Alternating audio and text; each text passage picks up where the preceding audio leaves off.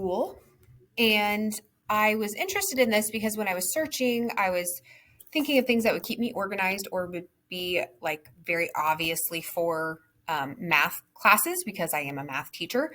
But I also think that, integrating classes and that crossover is really important. And it reaches students that maybe don't love math, but they do love reading or they do love sports, as an example. So I wanted to connect to other content. I also am a mom of 3 kids, and I thought, ooh, this one sounds interesting. So I thought I would take a look. Again, so I wanted to connect to other content. My goal was to engage students, and I think that's a great way to do it. So I was having trouble with it connecting to my Google Classroom because of the district's settings, but I am sure if I showed it to them, I could get them to open it up, but I could not connect to my Google Classroom for that reason. So I'm just going to add one of my kids as my student. I cannot use the import Google Classroom feature, as I said.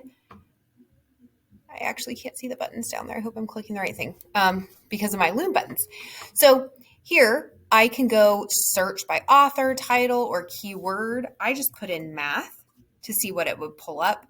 Basketball is my favorite sport, so we're going to go with basketball. And I can go assign. It says the age range was 9 to 12. I have 7th graders, so that falls perfectly for me. I can put in instructions here for them. I can tell them, they're going to do this Tuesday. It's due on Wednesday. And then I can hit assign to class. And here it is.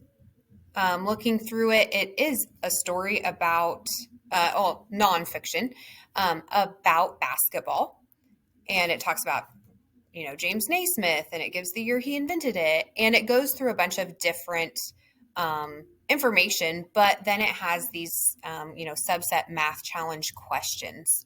And I like that because, although probably everybody eats apples in here, when I have an apples and oranges comparison, they kind of glaze over. It's not that interesting, but I do have a lot of students who are very interested in basketball. So I think this would be useful. I think it would engage them.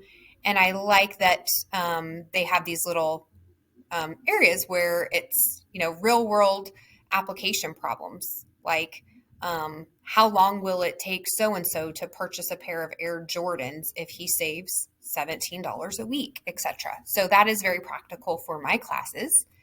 There's lots of features in here.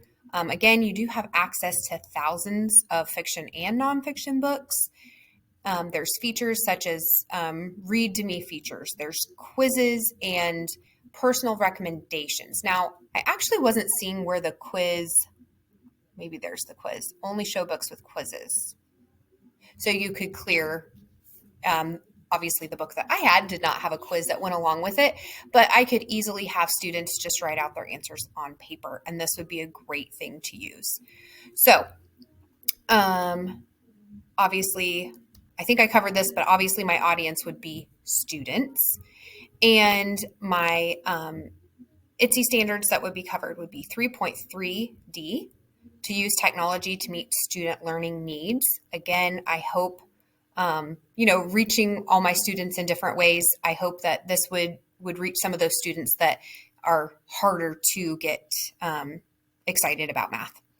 My last one is 3.2A, which is to create a shared vision using technology to improve student success. So this has some overlap with ELA and, maybe even the fitness teachers we have here. So thank you for watching my video about Epic School.